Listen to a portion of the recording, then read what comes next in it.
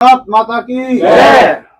जय जवान जय किसान। जय जवान जय किसान। जय जवान जय किसान। भारतीय किसान यूनियन भूमिपुत्र जिंदाबाद, जिंदाबाद। मैं चाहूंगा अध्यक्ष जी। जी, आपने जो समस्याएं रखी और जो मदद की, हेल्प की रास्ते खोले हैं, बहुत सारे काम है और बहुत काम कर रहे हैं आप जी। बहुत छोटा सा लाइन है जो बहुत जरूरी था। यहाँ के एमपी एमएलए भी अभी उन चीजों को गौर नहीं करते हैं, जी जी जी मौजूदा भी और पिछली सरकारों के भी। जी आज पोल्ट्री इंडस्ट्री के नाम से खुर्जा को पोल्ट्री नगरी की घोषणा के लिए जो ख्यालात लोगों के हैं वो दबे कुचले हुए हैं, जिसको आप उठाने के लिए अपनी ताकत लगा रहे हैं। मैं ये बताना चाहूंगा कि पोल्ट्री इंडस्ट्री की हालत आज भी पिछली सरकारों में भी झरझर हालात है। पोल्ट्री वाले अपने किसी तरह से रोजगार को चला रहे हैं, जी उस पर कोई काम नहीं हो रहा है, उस पर आप फिक्र करेंगे। और उसमें दूसरा और ऊपर जुल्म ये है कि पोल्ट्री एसोसिएशन की, इंडस्ट्री की एसोसिएशन में कुछ मुद्दे ऐसे उठ रहे हैं जो डीएम साहब तक गए, कमिश्नर साहब तक गए हैं, और उसमें खुलकर ये कहा गया है। एक अध्यक्ष हैं रवि राणा जी ठाकुर, रवि राणा जी जी जी जो मेरे बड़े भाई की तरह हैं और हम लोग एक साथ काम भी करते हैं, लेकिन वो बिना चुनाव के अध्यक्ष बने हुए हैं। ये आरोप उन पर खुर्जा की इंडस्ट्री ने लगाया हुआ है जी और उस पर वो आज भी यथावत बने हुए, जबकि सब रजिस्ट्रार मेरठ महोदय ने आदेश किए हैं खुर्जा तहसील एसडीएम वगैरह को कि चुनाव कराएं, और वो राजनीतिक दबाव बनाकर वो चुनाव को रुकवाए हुए हैं। ऐसा आरोप उन पर लगाया है। यही फैक्ट्री ओनरों ने मुझे बताया है, जिनकी हिम्मत नहीं होती सामने बताने की, वो भी, और जो मजबूती से खड़े हैं दर्जन भर लोग, वो भी बता रहे हैं। तो इसको चुनाव को कराने के लिए आपके पास अगर ये समस्या आती है तो इस पर डीएम साहब से विशेष कृपा करा करके क्या उसमें आप मदद करेंगे ताकि इंडस्ट्री का सुधार हो सके। नेता वो आए जिनकी पोल्ट्री इंडस्ट्री है, वो ही वहाँ पदाधिकारी हों। आउटसाइडर दर्जनों बने हुए हैं, वो छटकर बाहर जाएं। ये आपकी, हमारी और अधिकारियों की जिम्मेवारी बनती है। इस पर मैं चाहूंगा आप क्या पहल करेंगे। जी बिल्कुल, आपने जो बात कही है बिल्कुल सही है भाई। सबसे पहले जो बात है इंडस्ट्री की, जो हमारे यहाँ पोल्ट्री लगी हुई है भाई, उन पोल्ट्रियों के लिए हमें सरकार से हमें ये निवेदन करना है और ये दबाव भी बनवाना है कि भाई इनको पहले तो उद्योग नगरी आप का दर्जा दिया जाए इनको। दूसरी बात है, जो भी समस्याएं मान के चलो यहाँ पर उद्योगों को चल रही हैं, रेंट को लेकर या किसी राजस्व को लेकर या किसी और बिजली की समस्या को लेकर, हमारे जो यहाँ पोल्ट्री वालों को, व्यापारियों को जो समस्या आ रही है, हम उनसे मिलकर इस बारे में बात भी करेंगे और उस बातों को फिर जो है हम माननीय मुख्यमंत्री तक पहुंचाएंगे कि साहब इस तरीका से ये मामला है और ये उद्योग नगरी है हमारी। खुर्जा जो है शहर हमारा एक बहुत अच्छा नगर है जिसमें उद्योग जो है बहुत अच्छे स्तर पर चल रहा है। पूरे देश और विदेशों में साहब ये उद्योग की पहल है और यहाँ से माल भी जाता है।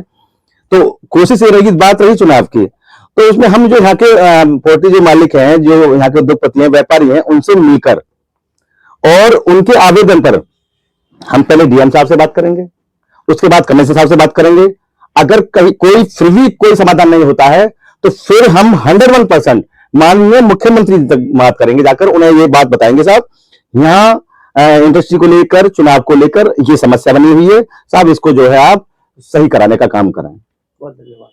अच्छा, एक और ये आपने जैसे फरमाया, मैं जानकारी में दे दूं आपकी जी। हालात डिस्ट्रिक्ट बुलंदशहर के हमसे छुपे हुए नहीं है। डिस्ट्रिक्ट बुलंदशहर में कोई हॉस्पिटल ऐसा नहीं है कि कोई सीरियस एक्सीडेंट हो जाए। खुर्जा में तो है ही नहीं स्थिति।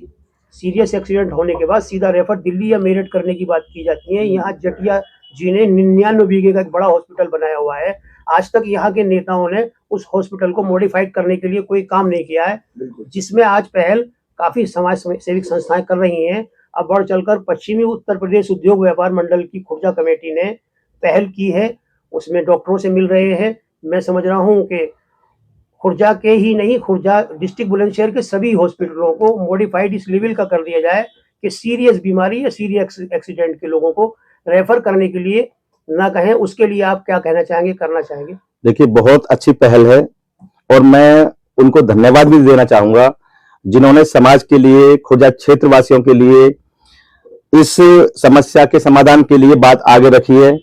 वो वाकई में सराहनीय काम कर रहे हैं और बहुत ही सराहना के जो हैं वो काबिल भी हैं। लेकिन मेरा जो अपना मानना ये है कि कुछ समस्याएं केवल यहाँ के अधिकारियों तक पहुंचने तक समाधान नहीं हो पाएगा उनका। जो समस्या इस तरह की बड़ी समस्या है वो कहीं ना कहीं हमें माननीय मुख्यमंत्री तक जाना पड़ेगा। हमें ये बताना पड़ेगा साहब, बहुत बड़ा क्षेत्र है, इसमें एक हॉस्पिटल है और हॉस्पिटल में सुविधा बिल्कुल भी नहीं है जो कि होनी चाहिए। भाई एक इतने बड़े क्षेत्र में जहां उद्योग नगरी भी है और उसके साथ में लगा हुआ इतना बड़ा क्षेत्र है, यहाँ पर कम से कम एक ऐसा हॉस्पिटल होना चाहिए जो आपातकालीन स्थिति में अपना जो है इलाज हो सके और वहां व्यवस्था हो सके और उस पर जो है अच्छे डॉक्टर, अच्छी मशीनरी, अच्छे सिस्टम वहां पर जरूर होने चाहिए। हालांकि माननीय मुख्यमंत्री जी ने जो है अभी बुलंदशहर में ये पहल शुरू की है, उन्होंने वहां एक जो है मेडिकल कॉलेज बनाया है और उस पर काम चल रहा है बड़े स्तर में। लेकिन हम उनसे फिर भी दोबारा से निवेदन करेंगे कि भाई खुर्जा जो हमारा उद्योग नगरी है उसमें भी एक अच्छा हॉस्पिटल होना चाहिए जिसमें सारी सुविधाएं आपातकालीन स्थिति की हो। तो ये जो है हम जो पहले से इसमें कार्रवाई कर रहे हैं, जो भागदौड़ कर रहे हैं, हम उनसे भी मिलेंगे और उनसे मिलकर अपने संगठन के माध्यम से और उनके माध्यम से दोनों को साथ लेकर हम जो है माननीय मुख्यमंत्री जी के पास जाएंगे। मुख्यमंत्री जी के पहुंचने पर भी अगर कुछ इस पर नहीं हो पाता है और ये ऐसे ही पड़ा रहता है जो देखिए, बिल्कुल अगर माननीय मुख्यमंत्री जी तक भी हम पहुंचते हैं, पहले तो मुझे लगता है कि ऐसा संभव नहीं है कि उनकी जो बात है यदि उन्होंने कह दिया तो उसको ना हो तो ही नहीं सकती है। अगर हाँ बिल्कुल कराकर छोड़ेंगे उसको वो, और किसी कारण से नहीं होता है तो फिर सीधी सी बात है हमारे पास में और क्या है, धरना है, प्रदर्शन है, फिर आंदोलन करेंगे हम। भाई ये तो हक बनता है हमारे एक यहाँ की जनता का, एक हमारे यहाँ उद्योग जो हमारे मजदूर हैं उनका। मान लो हमारी पोल्ट्री में कोई हादसा हो जाए अचानक, भाई उद्योग होते हैं, हादसे हो सकते हैं, तो फिर उसके लिए आज हमें कहाँ भागना पड़ेगा? दिल्ली।